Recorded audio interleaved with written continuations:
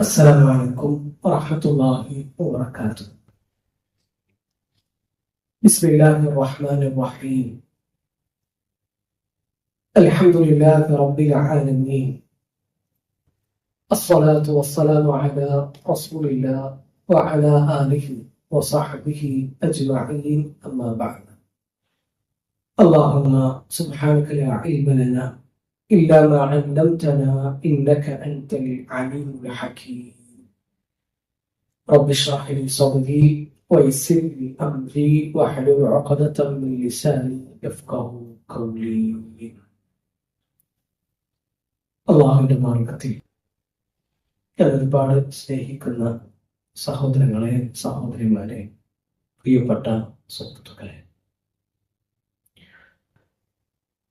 അള്ളാഹുവിന്റെ റസൂൽ സല്ലല്ലാഹു അലൈഹി വസല്ലമയുടെ അനന്തര സ്വത്താണ് ഇൽമ്, അറിവ്. നബിമാർ അനന്തരമായി കൊടുക്കുന്നത് ദീനാറുകളും ദിർഹമുകളും അല്ല, അവരനന്തരമായി കൊടുക്കുന്നത് അറിവാണ്. അൽഹംദുലില്ലാഹ്, നമ്മളെ പഠന ക്ലാസുകൾ അവസാനത്തെ 10 സജീവമായിരുന്നു.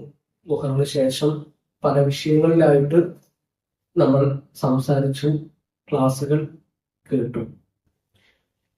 ഈ ക്ലാസുകൾക്ക് നമ്മൾ ഒരു പേരിട്ടിരുന്നു, അൽ മുതനാഫിസൂൻ.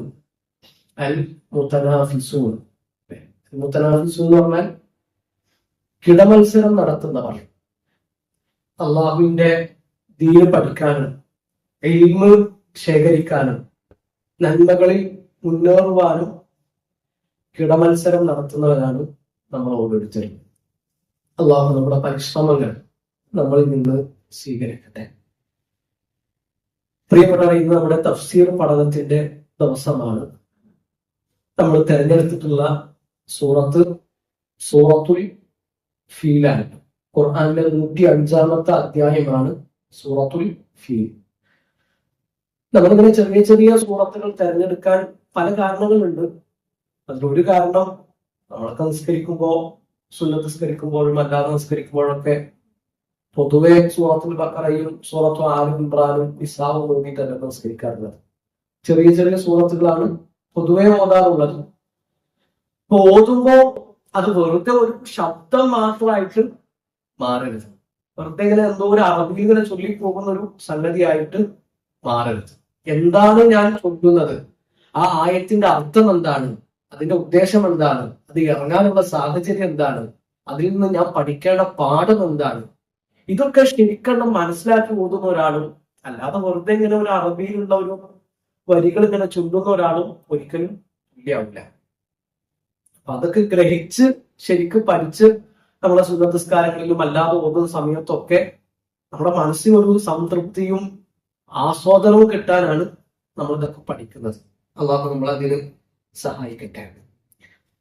സൂറത്തുൽ ഫീൽ മക്കിയായ സൂറത്താണ്. അള്ളാഹുവിന്റെ റസൂൽ സ്വല്ലല്ലാഹു അലൈഹി വസല്ലമ മദീനയിലേക്ക് ഹിജ്റ പോകുന്നതിന് മുമ്പ് അവതരിച്ച അധ്യായമാണ്.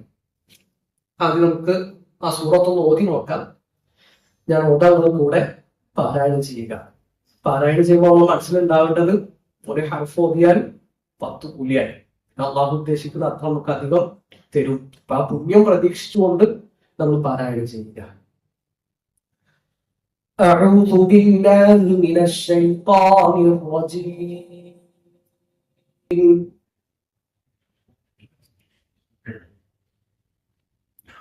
بسم الله الرحمن الرحيم.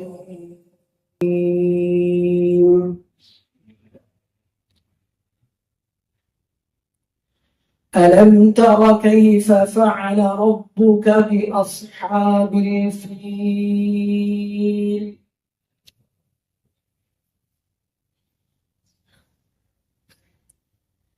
ألم يجعل كيدهم في تضليل؟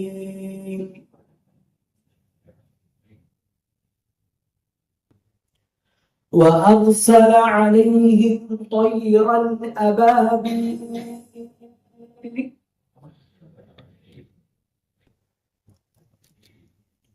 ترميهم بحجارة من سجيل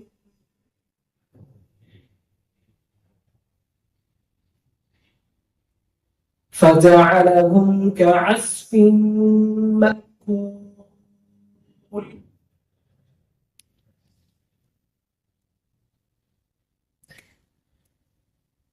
സൂറത്തുൽ ഫീൽ, അതാണ് ഈ അധ്യായത്തിന്റെ പേര്. എന്താണ് അൽ ഫീൽ എന്ന് പറഞ്ഞാൽ? ഫീൽ, ആന. ഖുർആനിൽ ഇതല്ലാതെ വേറെയും മൃഗങ്ങളുടെ പേരിൽ അധ്യായങ്ങളുണ്ട്, പക്ഷികളുടെ പേരിൽ അധ്യായങ്ങളുണ്ട്. ഏതൊക്കെയാണ് അധ്യായങ്ങൾ? നഹ്ൽ, തേനീച്ച, നഹ്ൽ. പിന്നെ അൽ ബഖ, പശു. പിന്നെ നംല്, ഉറുമ്പ്.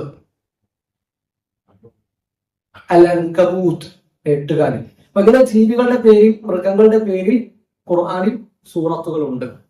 അപ്പൊ സൂറത്തുൽ ഫീൽ, ഫീൽ എന്ന് പറഞ്ഞാൽ ആന എന്നാണ് അർത്ഥം. അൽ ബഖറ എന്ന് പേര് വരാൻ കാരണമുണ്ട്. ആ സൂറത്തിൽ ബനൂ ഇസ്രായേൽക്കാരുടെ പശുവിനെ പറ്റിയിട്ടുള്ള പരാമർശമുണ്ട്. അൻകബൂത്ത് എന്ന് പറയാൻ, നഹ്ൽ എന്ന് പറയാൻ, നംല് എന്നൊക്കെ പറയാൻ കാരണങ്ങളുണ്ട്. അപ്പൊ അതുപോലെ സൂറത്തുൽ ഫീലിന് അൽ ഫീൽ, ആന എന്ന് പേര് വരാനുള്ള കാരണം ആനക്കലഹം, അതിനെ പറ്റിയിട്ട് ഈ സൂറത്തിൽ പരാമർശമുണ്ട്. കഅബ പൊളിക്കാൻ വന്ന ഒരു സംഘം, അബ്രഹത്തും കൂട്ടരും, അവരെ പറ്റിയിട്ടുള്ള പരാമർശം ഈ സൂറത്തിലുണ്ട്. അതുകൊണ്ടാണ് ഈ പേര് വരാനുള്ള കാരണം. ഈ സൂറത്ത് തുടങ്ങുന്നതിന് മുമ്പ് ആ സംഭവങ്ങളൊന്ന് ചുരുക്കത്തിൽ ഒന്ന് വിശദീകരിച്ചു പോകാം. ഒന്ന്, ഹബശയിലെ ചക്രവർത്തിയായിരുന്നു നജാഷി. ഈ നജാഷി എന്ന് പറഞ്ഞാൽ അതൊരു വ്യക്തിയുടെ പേരല്ല, അതൊരു സ്ഥാനപ്പേരാണ്. ഫിറഔൻ, ഫിറൗൻ എന്ന് പറഞ്ഞാൽ അതൊരു വ്യക്തിയുടെ പേരല്ല. മുഖൌക്കിസ്, കിസ്റ, കൈസർ, ഇതൊക്കെ ഓരോ നാട് ഭരിക്കുന്ന ആളുകൾക്കുള്ള പദവികളാണ്. അപ്പൊ ഇന്ത്യക്ക് പ്രധാനമന്ത്രി ഉണ്ട്, നരേന്ദ്രമോദിയാണ്. മുമ്പ് മൻമോഹൻ സിംഗ് ആയിരുന്നു. എന്നാൽ ആ ഒരു സ്ഥാനമുണ്ടല്ലോ, ഇന്ത്യയുടെ പ്രധാനമന്ത്രി, കേരളത്തിലെ മുഖ്യമന്ത്രി. അപ്പൊ ആ നിലക്കുള്ള ഒരു സ്ഥാനമാണ് ഫിറഔൻ, നജാഷി, കിസ്റ, കൈസർ, അതൊക്കെ. അപ്പോ അബ്ഷ ഭരിച്ചിരുന്നത്, അബ്സീനിയ ഭരിച്ചിരുന്ന അന്നത്തെ കാലത്തെ ഈ ആനക്കലഹ വർഷം നടക്കുന്ന സമയത്തുള്ള നജാഷി രാജാവ്, അദ്ദേഹത്തിന്റെ കീഴിൽ യമനിൽ ഭരിച്ചിരുന്ന ആളാണ് അബ്രഹത്ത്. ആ അബ്രഹത്ത് യമനിൽ ഒരു വലിയ ക്രിസ്തീയ പള്ളി ഉണ്ടാക്കി, ഒരു ചർച്ച് ഉണ്ടാക്കി. അന്ന് ആൾക്കാരൊക്കെ മക്കയിലേക്കാണ് വരിക. ഹജ്ജിന് ഇഷ്ടംപോലെ ആൾക്കാർ വരുന്ന സമയമാണ്. ഇതിന്റെ മുമ്പും അവരെന്ത് ചെയ്തിരുന്നു? ഹജ്ജ് ചെയ്തിരുന്നു. മക്കയിൽ നല്ല തിരക്കുള്ള സമയമാണ്. കഅബയെ അവര് ആദരിച്ചിരുന്നു. അതൊക്കെ മുമ്പും ഉണ്ട്. അപ്പൊ ഈ അബ്രഹത്തിന് യമനിലേക്ക് ആളുകൾ വരണം. അപ്പൊ യമനിലേക്ക് ആളുകൾ വരണമെങ്കിൽ മക്കയിലേക്ക് ആളുകൾ പോകുന്നത് തടയണം, ഹജ്ജ് നിർത്തലാക്കണം. അപ്പൊ അതിനുള്ള പ്ലാനുകൾ ഒരുക്കുകയാണ്. അപ്പൊ ഈ വിവരം അറബികളാകുന്നു. അബ്രഹത്ത് ഇങ്ങനൊരു പ്ലാന് കാണുന്നുണ്ട്, ഹജ്ജിന് വരുന്ന ആളുകളെ തടഞ്ഞിട്ട് അവരൊക്കെ യമനിലേക്ക് തിരിച്ചുവിടാനുള്ള ഒരു തീരുമാനം എടുത്തിട്ടുണ്ട്. അപ്പൊ ഇത് അറബികളെ ചൊടിപ്പിച്ചു, അവർക്ക് ദേഷ്യം വന്നു. അപ്പൊ അവരുടെ കൂട്ടത്തിൽ ഒരാൾ പോയി ആ ചർച്ചിൽ പോയി മലവിസർജനം നടത്തി ചർച്ചക്കാകെ വൃത്തികേടാക്കി. അപ്പൊ അവിടുന്ന് അബ്രഹത്ത് തീരുമാനം എടുക്കുകയാണ്, കഅബ പൊളിക്കണം. അങ്ങനെ ആ തീരുമാനവുമായിട്ടാണ് അബ്രഹത്തും കൂട്ടരും മക്കയിലേക്ക് വരുന്നത്. അവരുടെ കൂടെ 1-2 ആനകൾ ഉണ്ടായിരുന്നു. ഇബ്നു ഉസൈമീൻ റഹിമഹുല്ലാഹു തആലയുടെ തഫ്സീറിൽ 6 ആനകൾ ഉണ്ടായിരുന്നു എന്നുള്ള അഭിപ്രായം നമുക്ക് കാണാൻ പറ്റും. അപ്പൊ ആ ആനകളെയും കൂട്ടിയിട്ടാണ് അബ്രഹത്തും കൂട്ടരും കഅബ പൊളിക്കാൻ വേണ്ടി യമനിൽ നിന്ന് മക്കയിലേക്ക് വരുന്നത്. അതുകൊണ്ടാണ് ഈ സൂറത്തിന് സൂറത്തുൽ ഫീൽ എന്ന് പേര് വരാനുള്ള കാരണം. കാരണം അബ്രഹത്തും കൂട്ടരും വന്നു, വഴിയിൽ വെച്ച് ചില അറബി ഗോത്രങ്ങളുമായിട്ടൊക്കെ അവരെ ഏറ്റുമുട്ടി. ആ ഗോത്രങ്ങളൊക്കെ അവർ പരാജയപ്പെടുത്തി കഅബയിലേക്ക് അടുത്തുകൊണ്ടിരിക്കുകയാണ്. അപ്പൊ അന്ന് കഅബയുടെ ഉത്തരവാദിത്തം ഉള്ളത് ഖുറൈശികൾക്കാണ്. അബ്ദുൽ മുത്തലിബാണ് കഅബയുടെ മേൽനോട്ടം വഹിക്കുന്നത്. അബ്ദുൽ മുത്തലിബിന്റെ 200ഓളം ഒട്ടകങ്ങളെ അവർ പിടിച്ചു വെക്കൊക്കെ ചെയ്തിരുന്നു. അബ്രഹത്തിന്റെ സൈന്യം പിടിച്ചു വെക്കൊക്കെ ചെയ്തിരുന്നു. ഈ ഖുറൈശികൾക്ക്, മക്കക്കാർക്ക് ആനകളുമായിട്ട് ഏറ്റുമുട്ടിയിട്ട് പരിചയമില്ല. അവർക്ക് ആന ഉള്ള ഒരു സൈന്യത്തെ എങ്ങനെ നേരിട്ടെന്ന് അറിയില്ല. അതുകൊണ്ട് തന്നെ അവരൊരു ഏറ്റുമുട്ടലിന് തയ്യാറായിട്ടില്ല. മാത്രമല്ല ഇത് പ്രതീക്ഷിക്കാതെ വരുന്ന ഒരു ഏറ്റുമുട്ടലാണ്. അതുകൊണ്ട് മുന്നൊരുക്കങ്ങളൊന്നുമില്ല. അതുകൊണ്ട് ഏറ്റുമുട്ടാൻ അവരെന്തായാലും തീരുമാനിച്ചില്ല. പലരും ഒഴിഞ്ഞു മാറി ഒളിച്ചിരിക്കുകയാണ് ചെയ്തത്. അഭയം തേടി മാറി നിൽക്കുകയാണ് ചെയ്തത്. അങ്ങനെ അബ്ദുൽ മുത്തലിബിന്റെ അരികിൽ വന്നിട്ട് അബ്രഹത്ത് സംസാരിക്കുന്നുണ്ട്. അപ്പൊ അബ്രഹത്തിനോട് അബ്ദുൽ മുത്തലിബ് പറയുന്നുണ്ട്, എന്റെ 200 ഒട്ടകങ്ങൾ നിങ്ങൾ പിടിച്ചു വെച്ചിട്ടുണ്ട്, ആ 200 ഒട്ടകങ്ങൾ നിങ്ങൾക്ക് വിട്ടുതരണം. അപ്പൊ അബ്രഹത്ത് പരിഹാസത്തോടു കൂടി ചോദിക്കുന്നുണ്ട്, നിങ്ങൾ ഏറ്റവും വലിയ സംഭവമായിട്ട് കൊണ്ടു നടക്കുന്ന കഅബ പൊളിക്കാനാണ് ഞങ്ങൾ വന്നത്, അതിനെ പറ്റിയിട്ട് ഒന്നും പറയാതെ നിങ്ങളെ 200 ഒട്ടകങ്ങളാണ് നിങ്ങളെ വിഷയം. അപ്പൊ അതിന് അബ്ദുൽ മുത്തലിബ് കൊടുക്കുന്ന ഒരു മറുപടി ഉണ്ട്, 200 ഒട്ടകങ്ങൾ എന്റേതാണ്, കഅബ അള്ളാഹുവിൻ്റെതാണ്. കഅബക്കൊരു റബ്ബുണ്ട്, ആ കഅബയെ അവൻ സംരക്ഷിക്കും. ഈ 200 ഒട്ടകങ്ങൾ അതിന്റെ ഉടമസ്ഥൻ ഞാനാണ്, അത് എനിക്ക് തിരിച്ചു വേണമെന്നാണ്. അത് അബ്ദുൽ മുത്തലിബും കൂട്ടരും അള്ളാഹുവിനോട് പ്രാർത്ഥിക്കുന്നതൊക്കെ നമുക്ക് ചരിത്രത്തിൽ കാണാൻ പറ്റും. അപ്പോൾ നബി സല്ലല്ലാഹു അലൈഹി വസല്ലമയുടെ നിയോഗത്തിന് മുമ്പ് തന്നെ അറബികൾക്ക് അള്ളാഹുവിൽ വിശ്വാസം ഉണ്ടായിരുന്നു. വിശ്വസിക്കേണ്ട പോലെ എല്ലാവരും വിശ്വസിച്ചിരുന്നുള്ള വേറെ കാര്യം. ഹിറാ ഗുഹയിൽ നിന്ന് പേടിച്ചോടി വരുന്ന നബിയെ ഖദീജ ബീവി സമാധാനിപ്പിക്കുന്നുണ്ടല്ലോ, കല്ലാ വല്ലാഹി ലാ യുഖ്സിക അല്ലാഹു അബദ, അള്ളാഹു നിങ്ങളെ ഒരിക്കലും കൈവിടുകയില്ല. അന്ന് നബി ആദ്യമായിട്ട് ഇഖ്റ കേട്ടിട്ടാണ് ഖദീജ ബീവിന്റെ അടുക്കിലേക്ക് വരുന്നത്. അന്ന് തന്നെ ഖദീജ ബീവി സമാധാനിപ്പിക്കുന്നത് എന്ത് പറഞ്ഞിട്ടാണ്, അള്ളാഹു നിങ്ങളെ കൈവിടൂല എന്ന് പറഞ്ഞിട്ടാണ്. അപ്പൊ നബിന്റെ നിയോഗത്തിന് മുമ്പ് തന്നെ അറബികൾക്ക് ആരും വിശ്വാസമുണ്ട്, അള്ളാഹുവിൽ വിശ്വാസമുണ്ട്. നബി സല്ലല്ലാഹു അലൈഹി വസല്ലമയുടെ ഉപ്പാന്റെ പേര് അബ്ദുള്ള എന്നാണ്. അത് നബി ഇട്ട പേരല്ലല്ലോ, നബി വരുന്നതിന് മുമ്പേ ഉള്ള പേരാണ്. അപ്പൊ അറബികൾക്ക് അങ്ങനെ വിശ്വാസം ഉണ്ടായിരുന്നു, എന്നാൽ വിശ്വസിക്കേണ്ട പോലെ ആയിരുന്നില്ല അവർ വിശ്വസിച്ചിരുന്നത്, അവർ ശിർക്ക് വെച്ചിരുന്നു, അതൊക്കെ വേറെ കാര്യങ്ങൾ. അപ്പൊ ഇതാണ് ആനക്കലഹ വർഷം. ആ ആനക്കൂട്ടത്തെ അള്ളാഹു പക്ഷികളെ അയച്ച് നശിപ്പിക്കുകയാണ് ചെയ്തത്.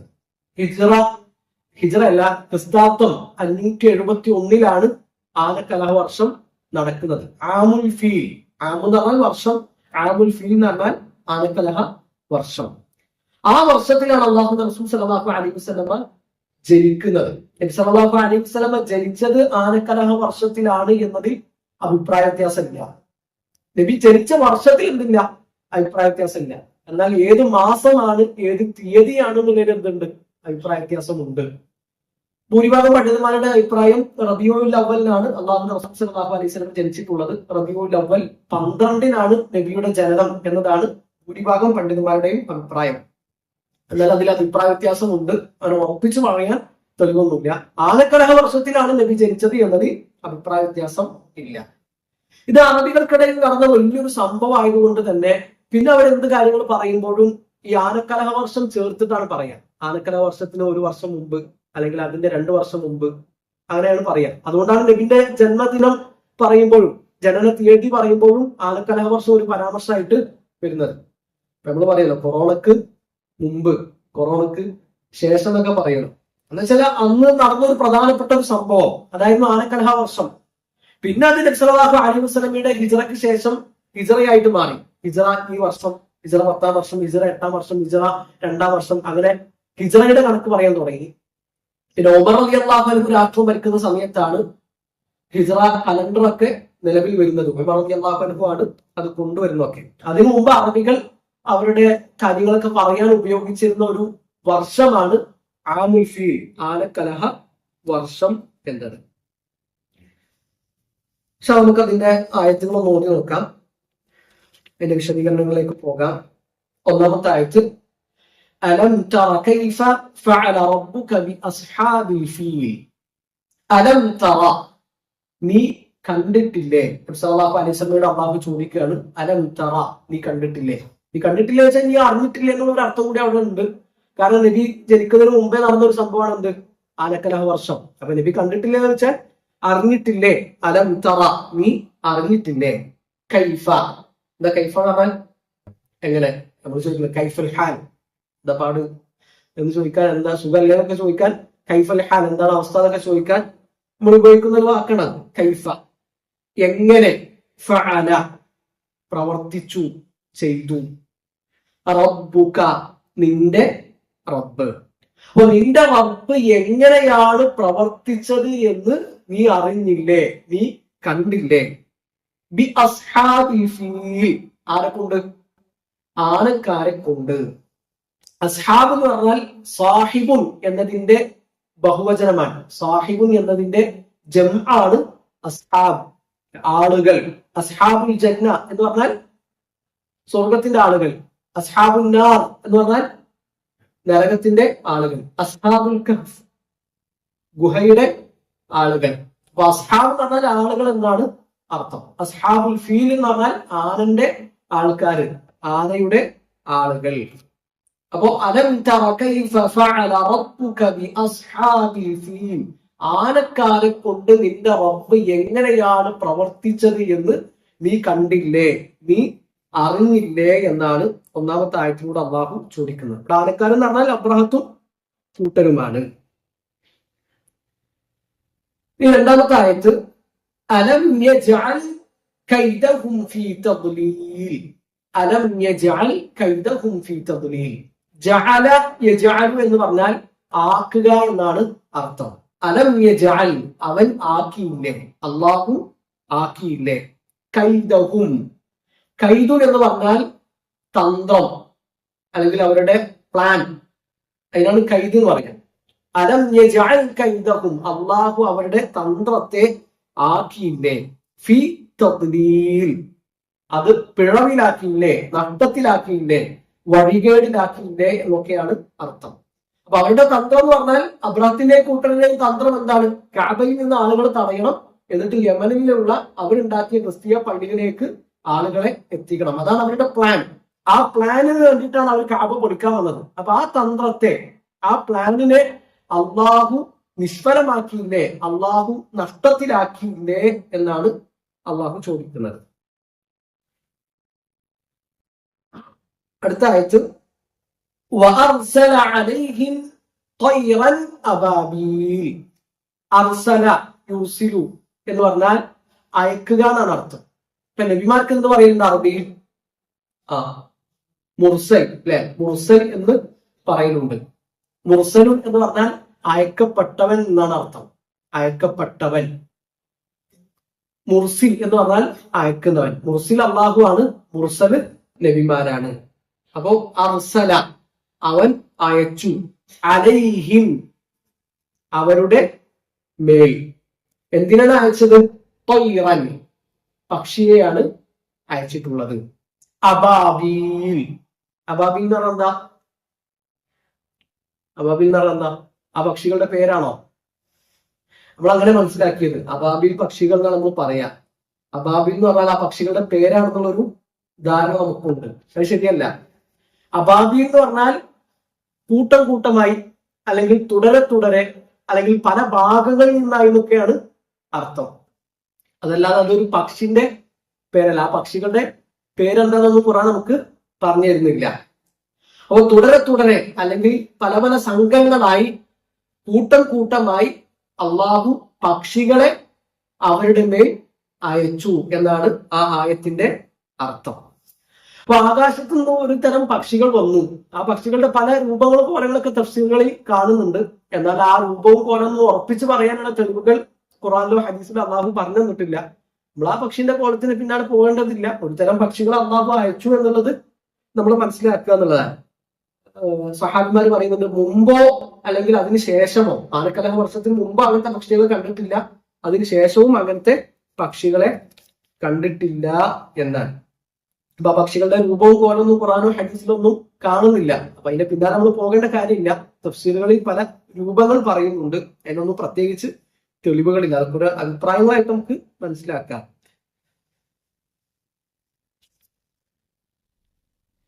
അടുത്ത ആയത്ത് തർമീഹിം ബിഹിജാറത്തിൻ മിൻ സിജ്ജീൽ. റമ യർമി എന്ന് പറഞ്ഞാൽ എറിയുക എന്നർത്ഥം. റമ എറിഞ്ഞു, എർമി എറിയുന്നു. തെർമി ആ പക്ഷികൾ അവര് എറിയുന്നു. ഹിം അവരെ, ഈ ആനക്കാരെ എറിയുന്നു. എന്തുകൊണ്ടാണ് എറിയുന്നത്? ബി ഹിജാറത്തിൻ, ഹിജാറത്ത് എന്ന് പറഞ്ഞാൽ കല്ല്, കല്ലുകൊണ്ടാണ് എറിയുന്നത്. മിൻ സിജ്ജീൽ, സിജ്ജീലാകുന്ന കല്ലുകൊണ്ട്. ഈ സിജ്ജീൽ എന്ന് പറഞ്ഞാൽ അത്തീനുൽ മത്ബൂഹ്. എന്താ മത്ബൂഹ്? ഗൾഫിലൊക്കെ പോയ ആൾക്കാർക്ക് അറിയില്ല മത്ബൂഹ് എന്താണ്. തൊബ്ബാഹ്. തൊബ്ബാഹ് ആരാ?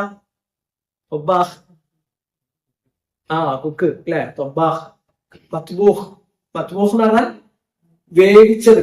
വേവിച്ചത് ഏതൊക്കെയാണ് മത്ബൂഹ് എന്ന് പറയാം. അപ്പോ വേവിച്ച കല്ല് എന്ന് പറഞ്ഞാല് ചൂടാക്കിയ ഇഷ്ടിക അല്ലെങ്കിൽ ഓട്, ചൂളം വെച്ച കല്ലിനാണ് എന്താ പറയാ ഈ സിജ്ജി എന്ന് പറയാം. നല്ല ചൂടുള്ള കല്ല്, അതിനാണ് സിജ്ജി എന്ന് പറയുക, ചൂള വെച്ച കല്ല്. അപ്പൊ ആ സിജ്ജിയിൽ കൊണ്ടാണ് ഈ പക്ഷികൾ എന്ത് ചെയ്യുന്നത്, ഈ ആനക്കാരെ എറിയുന്നത്. ലൂത്ത് നബിയുടെ ജനതയെ നശിപ്പിക്കുന്ന സംഭവം പറയുന്ന ഭാഗത്തും ഖുർആൻ എന്ന് പറയുന്നുണ്ട്, ഈ സിജ്ജീൽ എന്ന പരാമർശം നടത്തുന്നുണ്ട്. സിജ്ജിയിൽ നിന്നുള്ള കല്ല് കൊണ്ട് അവരെ നശിപ്പിച്ചു, അവർക്ക് കല്ലുമഴ വർഷിച്ചു എന്ന് ഖുർആൻ പറയുന്നുണ്ട്. അപ്പൊ ചൂള വെച്ച കല്ലാണ് സിജ്ജീൽ എന്ന് പറഞ്ഞത് കൊണ്ടുള്ള ഉദ്ദേശം. ഈ കല്ലുകൾ വലിയ കല്ലുകളല്ല, ചെറിയ കടൽമണിയുടെ അത്രയോ അല്ലെങ്കിൽ പയറുമണിയുടെ ഒക്കെ അത്രയോ ഉള്ള കല്ലുകളാണെന്നൊക്കെയാണ് തഫ്സീറുകളിൽ കാണുന്നത്. ഇബ്നുൽ ഉസൈമീൻ റഹിമഹുല്ലാഹു തആല പറയുന്നുണ്ട്, ആ കല്ല് ഒരാളുടെ തലയിൽ വീണാല് ആ ശരീരം തുളഞ്ഞ് അത് താഴെ എത്തുന്നതാണ്. അത്രക്കും ചൂടുള്ള, അത്രക്കും ഭീകരമായ കല്ലുകളായിരുന്നു. ഇബ്നു കസീർ റഹിമഹുല്ലാഹു തആല പറയുന്നു, ഓരോ പക്ഷിയും 3 കല്ലുകൾ വീതം വഹിച്ചിരുന്നു. 2 കാലുകളിലും അതുപോലെ തന്നെ അവരുടെ ചുണ്ടിലും കല്ലുണ്ടായിരുന്നു. അങ്ങനെയാണ് അവർ വന്നത് എന്നൊക്കെ തഫ്സീറുകളിൽ കാണുന്നുണ്ട്. ആ കല്ലിന്റെ രൂപം എങ്ങനെയായിരുന്നോ, എങ്ങനെയാണ് അവർ നശിപ്പിക്കപ്പെട്ടതെന്നൊന്നും പ്രത്യേകിച്ച് പറയുന്നില്ല, വിശദമായിട്ട് ഖുർആൻ നമുക്ക് പറഞ്ഞിരുന്നില്ല. അവർ നശിപ്പിച്ചിട്ടുണ്ട്, അതിന്റെ രൂപവും കോലമൊന്നും വ്യക്തമായിട്ട് എന്ത് ചെയ്യുന്നില്ല പറയുന്നത്. തഫ്സീറുകൾ ഇങ്ങനെയൊക്കെയുള്ള വ്യാഖ്യാനങ്ങൾ കാണുന്നുണ്ട്. ഈ അവസാനത്തെ ആയത്ത്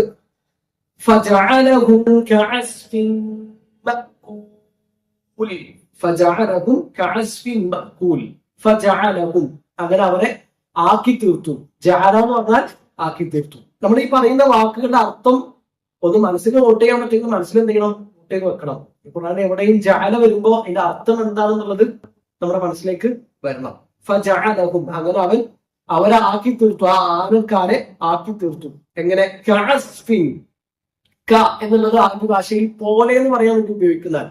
പോലെ, അതുപോലെ, ഇതുപോലെ എന്നൊക്കെ പറയാൻ വേണ്ടി ഉപയോഗിക്കുന്ന ഒരു ഹർഫാണ്, അക്ഷരമാണ് ക.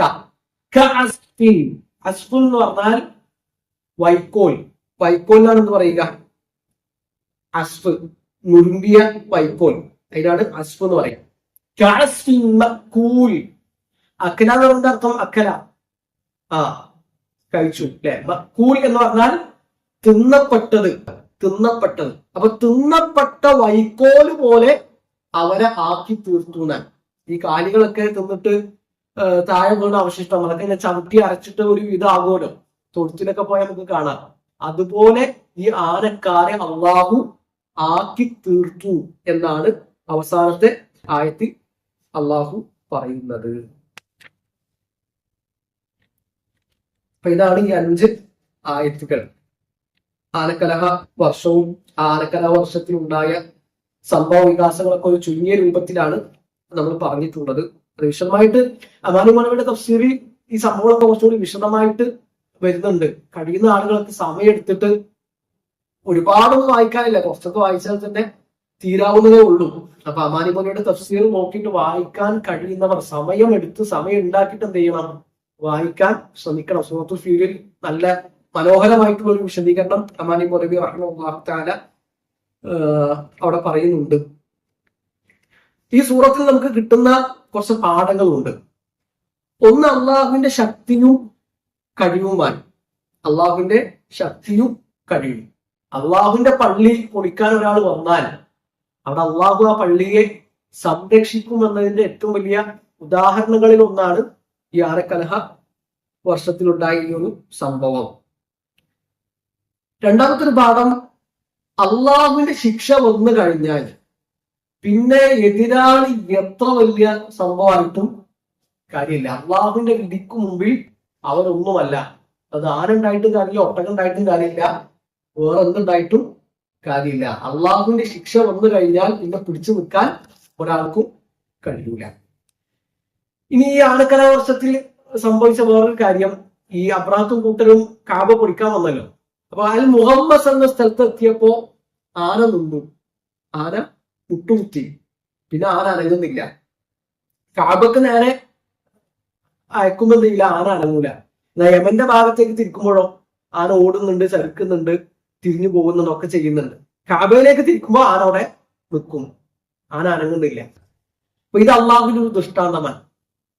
അതിൽ നിന്ന് നമുക്ക് കിട്ടുന്ന ഒരു പാഠം, മുഴുവൻ സൃഷ്ടികളും ആരുടേതാണ്? അള്ളാഹുവിൻ്റെതാണ്. അള്ളാഹു എന്താണോ പറയുക അത് അവരനുസരിച്ചിരിക്കും. ഇപ്പൊ പക്ഷികളെ അയച്ചിട്ടാണ് അള്ളാഹു അവരെ നശിപ്പിക്കുന്നത്. തീന്റെ പ്രകൃതം എന്താണ്? ചൂടാണ്. അത് അള്ളാഹു തണുപ്പാകാൻ പറഞ്ഞാൽ തണുപ്പാകും.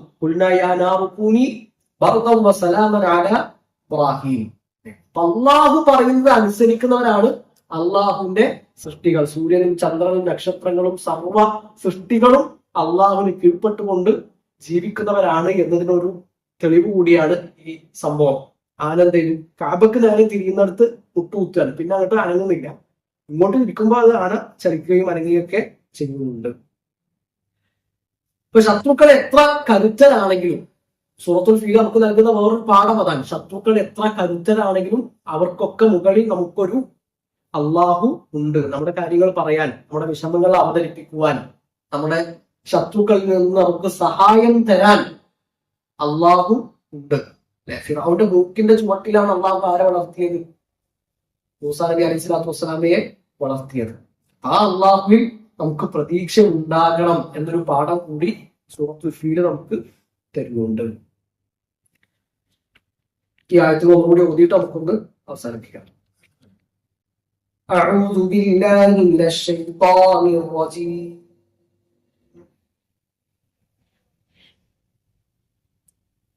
ബിസ്മില്ലാഹിർ റഹ്മാനിർ റഹീം.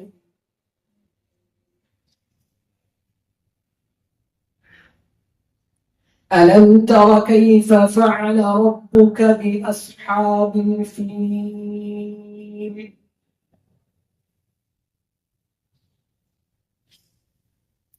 ألم يجعل كيدهم في تضليل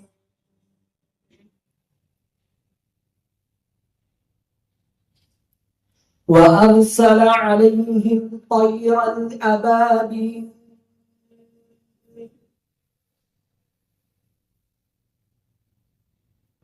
ترميهم بحجارة من سجيل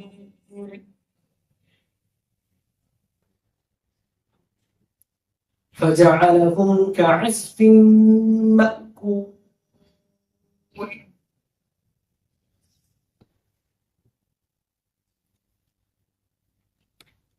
അല്ലാഹു ഈ ഒരു സംഗമത്തിന്, ഈ ഒരു കൂടിയിരുത്തത്തിന് നമുക്ക് ഏറ്റവും നല്ല പ്രതിഫലം നൽകട്ടെ.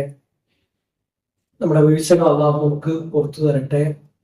അള്ളാഹു ഉപകാരപ്രദമായ അറിവ് ഞങ്ങൾക്ക് എല്ലാവർക്കും നീ വർദ്ധിപ്പിച്ചു തരണമേ. ഞങ്ങളുടെ നോമ്പും ഞങ്ങളുടെ രാത്രി നിസ്കാരങ്ങളും സ്വതക്കങ്ങളും ഖുർആൻ പാരായണങ്ങളും ഞങ്ങളിൽ നിന്ന് സ്വീകരിക്കണമേ. ഞങ്ങളെല്ലാവരെയും നിന്റെ സ്വർഗത്തിൽ ഒരുമിച്ച് കൂട്ടണമേ. أقول قولي هذا أستغفر الله لي ولكم ولجميع المسلمين. سبحانك اللهم وبحمدك أشهد أن لا إله إلا أنت أستغفرك وأتوب إليك. السلام عليكم ورحمة الله وبركاته.